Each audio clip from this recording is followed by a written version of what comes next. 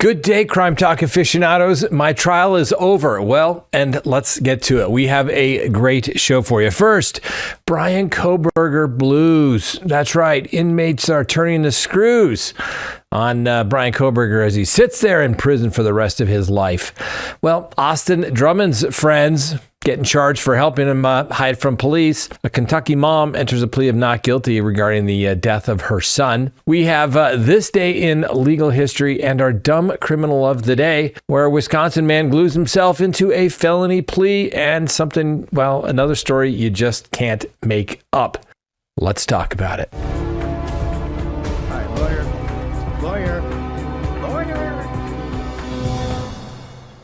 Good day, everyone. My name is Scott Reich, and this is Crime Talk. Thanks for joining us. Thanks for coming back. We haven't been here for a couple of days. I told you last week I would be doing one of the probably fastest first-degree murder cases that I've ever done.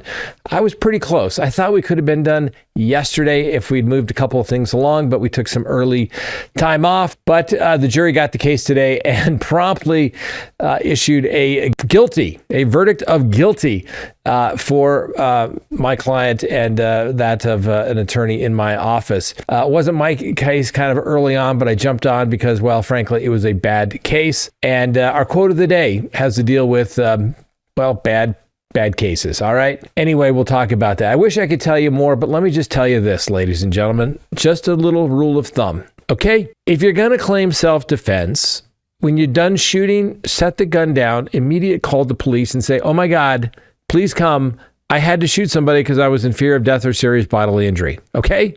Let's do that. Just a little pointer, professional pro tip right there. All right. Next thing you're going to do. All right. Not shoot them in the back. All right. Another pro tip. Don't shoot them in the back. It looks a little cowardly and it doesn't look like really there's a threat to you, which kind of goes against your self-defense claim. Another pro tip. All right. And probably most importantly of all, let's not have it on video, and not just one video. We're talking video from multiple angles. Choose your locations wisely, ladies and gentlemen. Now, I say that in jest, okay? But what are people thinking? Okay? I mean, it's been a long time since I've lost a homicide trial. I was driving back thinking, I don't think I've lost a homicide trial in a while, or if we lose, we still get like a lesser included. I haven't gone down on a first-degree murder case in a long time. But what do I always say? There's two types of people in the world, those that are humble and those that are about to be. We knew it was a tough case, no offer. It was go to prison regardless of any plea, for life, forever. So sometimes you got to go try that, and maybe there'll be some appellate issues. Anyway, let's get back to the show. All right, but before we do that, let me remind you to go to CrimeTalkSearch.com, okay? Now, another segue. There were lots of witnesses in this case. Well, not a lot because it was all on video, but the ones you had, yes, you do a background search on you do it, but I'm telling you, when something came up, guess what I went to? Turned to CrimeTalkSearch.com, did an updated background search on a witness and found something that we did not know about. I'm telling you, it is a powerful tool. So when you sign up for a background subscription service at CrimeTalkSearch.com, you can do as many background searches as you desire when you have that subscription, and you're going to get all types of information: social media presence, email presence, telephone numbers, addresses associated with them. Okay. You're going to find out if they have criminal history. You're going to find out if they're married, divorced, everything you need to know that you're frankly not going to get from a NCIC background report that the district attorney turns over to you. All right. So remember that. So whether you want to search somebody or maybe you want to do your own research online because there's a case that you're interested in about all the people, go to CrimeTalkSearch.com. Listen, we used it during our trial when something came up. We double, triple checked something and we found something new. So remember that. All right, ladies and gentlemen, let's get to the docket today. Thursday, August 14th, 2025. And yeah, I'm a little, I was riding high on adrenaline. And then as I was driving back, it crashed. But guess what? We also have the BattleBox to open today. So we'll do that at the end of the show. All right. First on the docket. Can I say this? Bryan Kohberger is a bitch. That's right. Kohberger's prison blues, right? The inmates are already screwing with old Kohberger. So let's find out what we know. So Bryan Kohberger, aka Inmate 163214, has barely unpacked in Idaho's toughest lockup, and already the welcome wagon has gone off the rails. Now sources are whispering that his fellow residents in the maximum security facility are treating him with an endless symphony of shouts, ensuring his stay is anything but restful. Now Kohberger, obviously the former criminology guy infamous for the Quartet of Slains, is enduring a barrage of verbal barbs piped directly into his cell via the ventilation system. It's enough to make even the steeliest nerves fray, prompting old Kohberger to lodge a grievance with the guards, correctional officers. They hate when you call them guards. Pro tip there, all right? About his disrupted sleeping. Now, they're tag teaming the taunts, hollering through the grates like a deranged choir, apparently. Now, apparently it's nonstop, and it has got old Kohberger fuming, complaining that his beauty sleep is apparently, well, he's not getting it. Now, for those who don't know, Kohberger landed in the Idaho Maximum Security Institution following his quadruple life sentences imposed for the brutal 2022 stabbing deaths of 4 University of Idaho students, Madison Mogan, Kaylee Gonsalves, Zaina Kernodle, and Ethan Chapin, while they slept. Do you think maybe that's why they're keeping him awake? Oh, apparently Bryan Kohberger isn't so tough of a guy now when the people that he's killing, stalking, burglarizing their home at night, well, apparently the other people are grown men and not a bunch of college girls sleeping. Apparently, he's not as tough now. Anyway, Kohberger is now confined in the fortress-like facility, housing Idaho's most perilous personalities.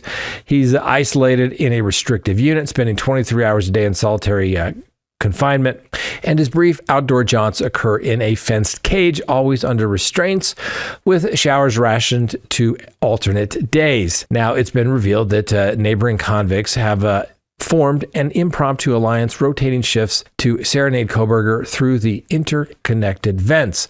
And while the exact lyrics remain somewhat of a mystery, it's evident his celebrity status isn't earning him any fans. They're irked by his spotlight, apparently. That's a bullseye for anyone craving a little notoriety themselves. So given his high-risk profile, physical threats are looming, but in isolation, the harassment stays vocal. Now, not really much the prison staff can do. After all, it's just words and nobody's been assaulted in any way.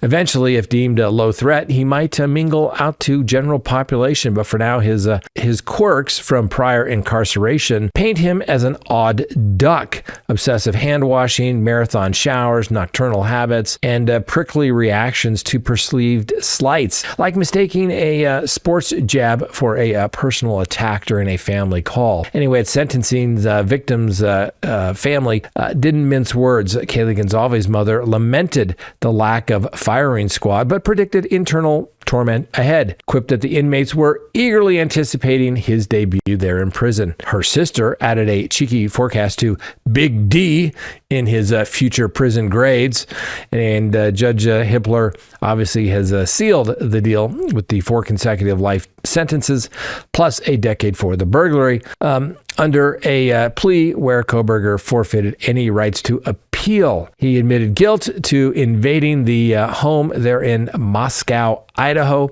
and dispatching the students in a swift 13-minute frenzy, leaving a knife sheath with, guess what? Yeah, that's right, his matching DNA and his car's telltale tracks as a breadcrumb for the police to follow. Now, the gag order has lifted, and so obviously post-sentencing, fresh case tidbits are emerging, though the why and the who are, well, still unsolved and will linger in the future.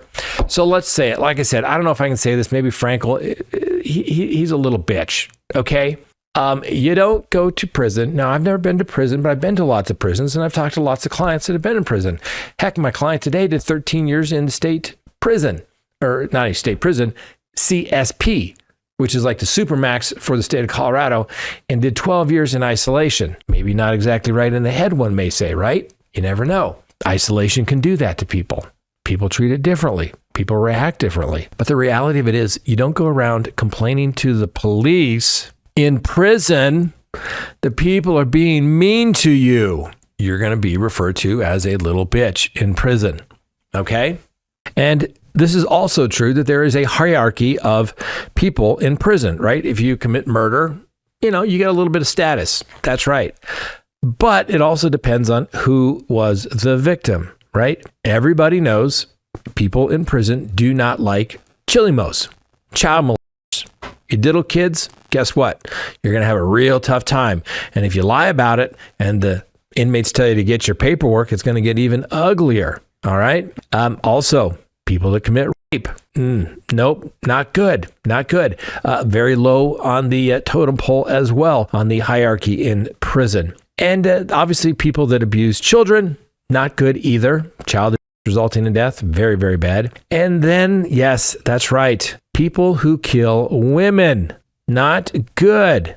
Okay, Bryan Kohberger's killed 3 women and a defenseless male while he slept. Not exactly somebody that's going to get a whole lot of status for, killing people. Not that way. If it was a gang shooting, maybe he'd get a little bit of status. Either way, he's going to come across as a little bitch.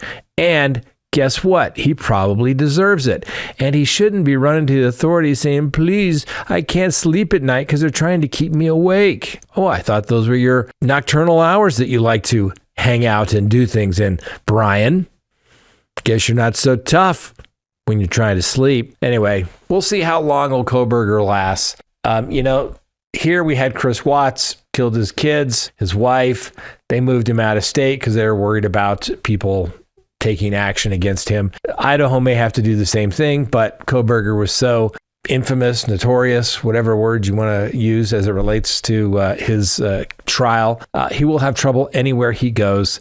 And unless and until, I don't know, maybe he gets himself a girlfriend or something while he's in custody, or he becomes the girlfriend of somebody there in custody, he's going to need some protection, even though he's got 4 bodies on his jacket there. So we'll see how it goes.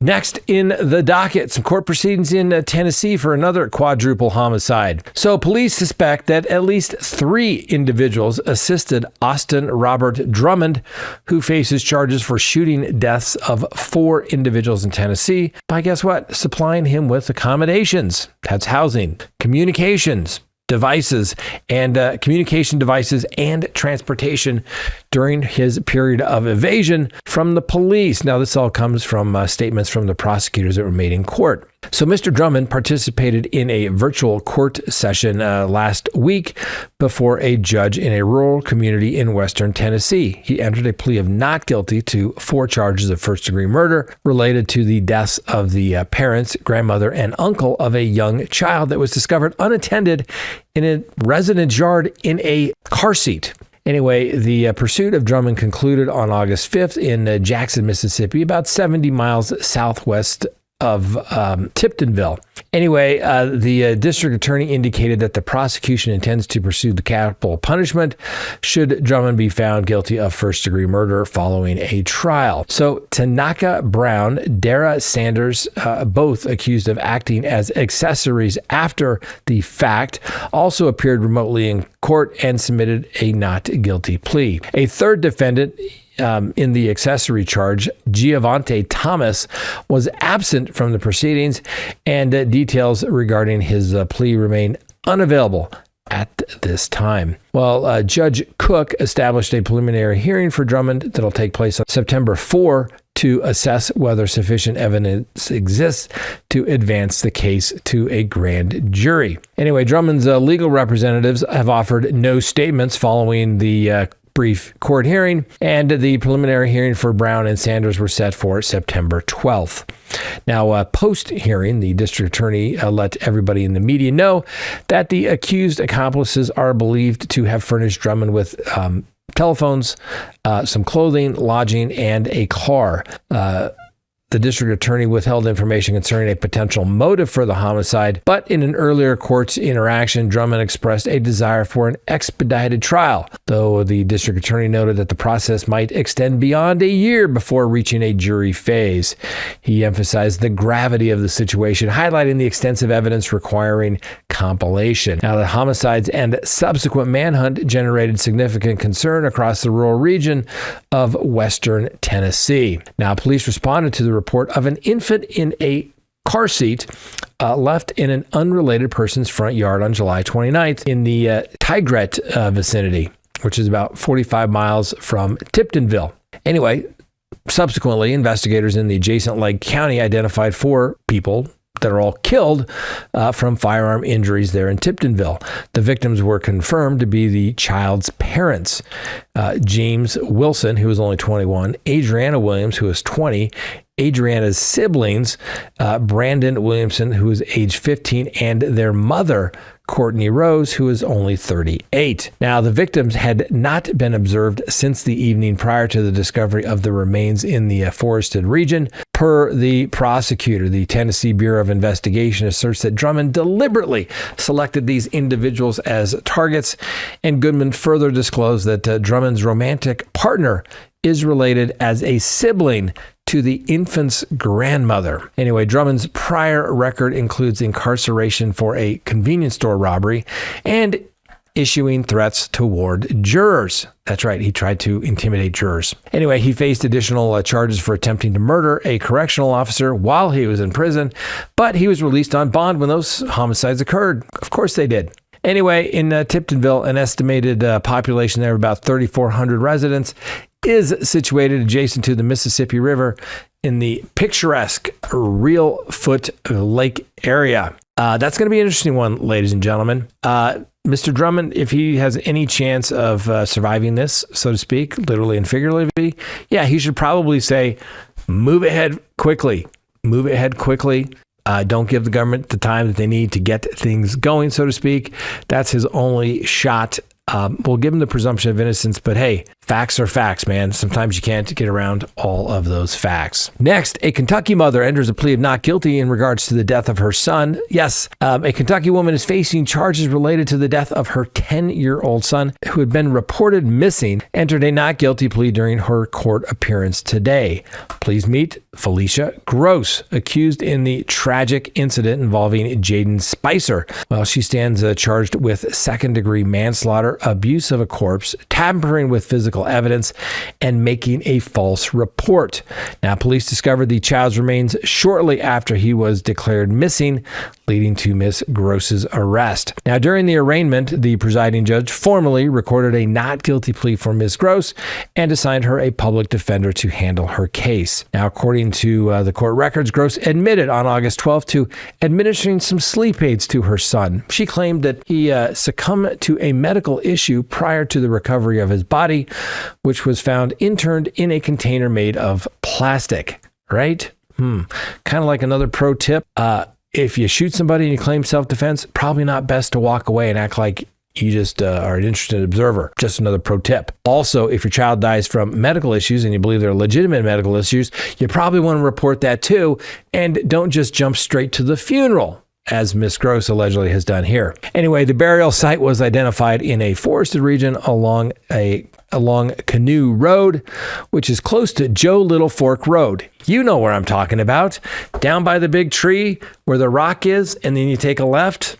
That's right. That's how you give directions in the South. The court records further indicate that Miss Gross instructed her other children to give appropriate responses to the investigator's request. What is that? Attempting to influence a public official, probably? Yeah, well. Anyway, court records further revealed that Gross's prior involvement with child welfare goes back to 2017, where she admitted guilt to a misdemeanor offense of jeopardizing a minor's well-being, resulting in 1 year in jail. I bet that's going to come up as 404B evidence. Anyway, requests for further details were denied due to confidentiality records regarding juveniles. And in a separate judicial filing from 2013 and 2019 shows that Gross's mother, Shirley Johnson, sought child support payments from her, which means that obviously her mom was taking care of her kids. Apparently she wasn't providing it, that she had to go to court and get money. Grandma had to go to court to get money from her daughter to pay for the grandma to watch the grandkids. Miss Gross, you may be in the running for Parent of the Year. Anyway, Miss Gross is presently detained in the Kentucky River Regional Jail. Her next court appearance is set for a preliminary hearing next week, August 18th. Next on the docket, this day in legal history. On August 14th, 1792, the United States Supreme Court issued its first reported decision in Georgia v. Brailsford, a case concerning a debt dispute from the Revolutionary War era. Justice Thomas Johnson wrote the opinion, marking a foundational moment in establishing the court's role in federal jurisprudence.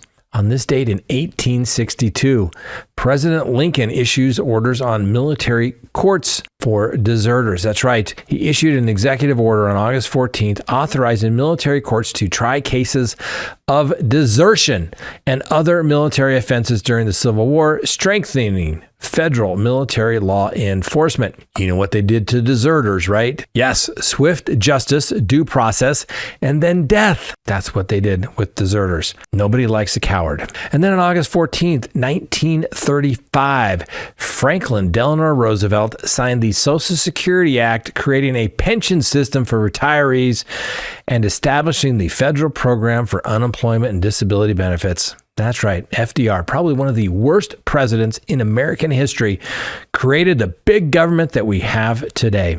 And then on this date, August 14th, 1970, the Racketeering Influence and Corruption Organization Act was signed into law as part of the Organized Crime Control Act. This landmark legislation provided prosecutors with tools to combat organized crime, significantly shaping federal criminal law. Next on the docket, our quote of the day. Having a trial like that means losing a trial like that. I can't remember where that quote came from. I think it had more to do with like a political sham kind of thing. But when you lose a trial like that, when you have a trial like that, ones with really bad facts, like I said, it was one of those cases, ladies and gentlemen. Oh, I know. I'm just takes me a day or two to get over a loss. It really does. Even though I know it's bad facts. I know we had an uphill battle, but the reality of it is you still put your heart and soul into it, and you hate losing. Anyway, next on the docket, our dumb criminal of the day. We got two today.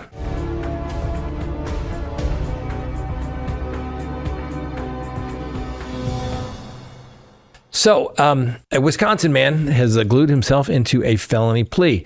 Now, in what could only be described as an adhesively absurd workplace blunder, a Milwaukee area resident has confessed to turning his coworker's fizzy refreshment into some hazardous brew. Joseph Ross entered a guilty plea yesterday in the circuit court for the felony offense of tampering with consumables by introducing unauthorized additives, specifically dollops of Gorilla Superglue into a can of Coca-Cola. So this little drama unfolded at their shared workspace in the Wisconsin Exposition Center, a public venue in the Milwaukee suburb of West Elias. Now, Ross, facing sentencing, which will take place on October 9th, following discussions with the district attorney's office, was unwittingly starring in his own surveillance thriller. That's right. The 36-year-old victim, growing wary from prior suspicious sips that left her feeling under the weather and detecting an acid chemical tang in her drinks, decided to play detectives. So back in March of this year, she discreetly positioned a camera beneath her desk, hoping to catch any meddlers in the act. Lo and behold, the camera captured Ross in under half an hour, donning latex gloves like a budget villain from a spy flick as he squeezed the infamous glue into her open soda can. When law enforcement later grilled him, unaware of the hidden footage, Ross tried to spin it as merely adding a harmless supplement to her beverage, a claim that stuck about as well as wet paper. Anyway, police didn't have to dig too deep. A quick rummage through a nearby waste bin revealed the incriminating gloves bundled bottled up with an empty glue container and its lid tucked inside for good measure. Now, the repercussions of his guilty plea. That's right, ladies and gentlemen, people plead guilty. They're presumed guilty as a matter of law and as a matter of fact. Now Ross is barred from owning firearms or possessing indefinitely, and his voting privileges are on hold until his civic entitlements are reinstated by court order. One hopes this serves as a cautionary tale in the office. It's best to keep pranks non-toxic and decidedly unglued. Keep your hands to yourself. Don't touch other people's things, ladies and gentlemen. But wait, you think somebody couldn't do something more dumb? Well, let me tell you this. A Colorado man was mauled after attempting to join a wolf pack in Wyoming. Wait for it, ladies and gentlemen.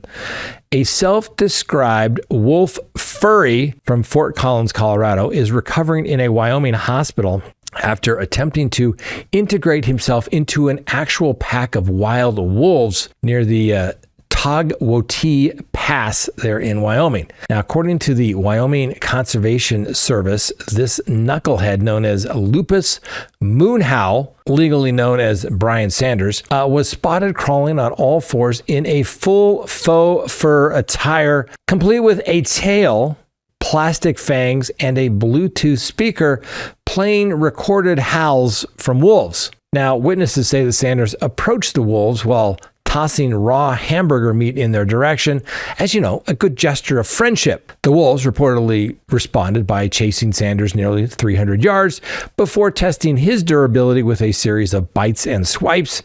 And a game warden on the scene described the encounter as, quote, the fastest I've ever seen someone regret a lifestyle choice, end quote. Sanders suffered multiple puncture wounds, torn synthetic fur, and severe emotional disillusionment. When asked by reporters if he'd attempt to rejoin the pact after his recovery, he replied, probably not. They didn't seem very into role-playing, end quote. Anyway, Wyoming officials are reminding the public that while wolves are fascinating and cute, fuzzy little animals, they do not accept role-playing applications.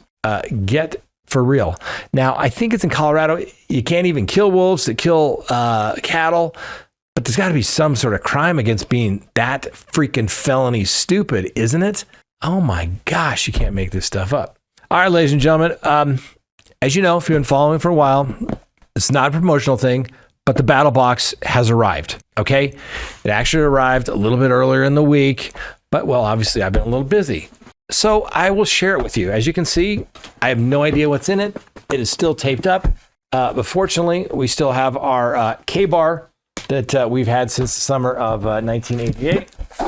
And we will open this up and see what is inside. I'm sure it will be some sort of sharp object, because who doesn't like sharp objects?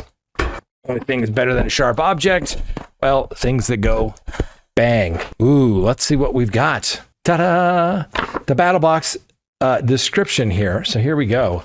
Oh, Campcraft. Ooh, look at this. First, we have the Grand Trunk Adventure Shelf. All right, look at this. You apparently unzip it and it hangs, but then it compresses as well. We won't go into that. We got some Trek Natural Insect Repellent. You never have enough insect repellent, right? We move on. My Medic Tool Mod. All right. This is if you have a first aid setup, doesn't have some basics, you're behind the curve. The Tool Mod from My Medic is a grab and go module with items that are often forgotten about to keep you functional in the field, ladies and gentlemen. It's like a utility drawer, but they don't tell me exactly what is in it. So that's interesting. Ooh, we got some fireballs, little fire starters. Can't go wrong with that. Never know when you need to start a fire, ladies and gentlemen. Now, let's set it responsibly. Let's not, commit arson. But look, if you need to start a fire quickly, look, you got a little thing there and you start it up. Look at that. Never know when you need to start a fire, right, Frank? Moving on. Let's see what we've got. Let's see here. Oh, we got some Midland two-way radios. That's kind of cool. Maybe, Frank, we'll use these to communicate back and forth. at CrimeCon. There you go. Which, if you're going to CrimeCon, ladies and gentlemen, make sure you stop by the booth. We're making arrangements. Going to have some great giveaway stuff. Frank will be there. Maybe even Miss Winnie the Bulldog, and definitely the lovely Miss Kristen will be there. Oh, look. Now, you know what I really like about these are little portable ones. Now, I got some that go across country, but this isn't bad. We got this. This is good.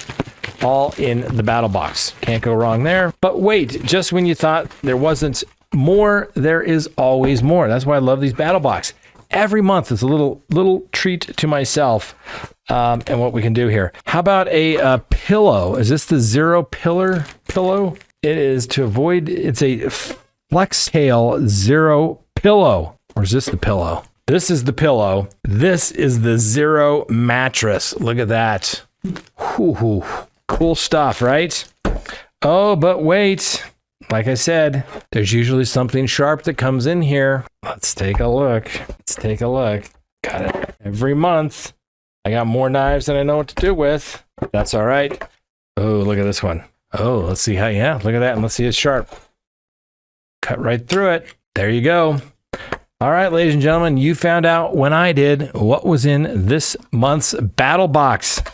How exciting. All right, I'll be back tomorrow. Trial's over. Maybe a little fired up today, but we'll be better tomorrow. All that adrenaline working itself away, I guess, and coming down from, well, crashing and burning. It wasn't pretty. Anyway, it always sucks when your client loses and they're like, well, there's no reason to set it over because, well, he's going to prison, life without parole.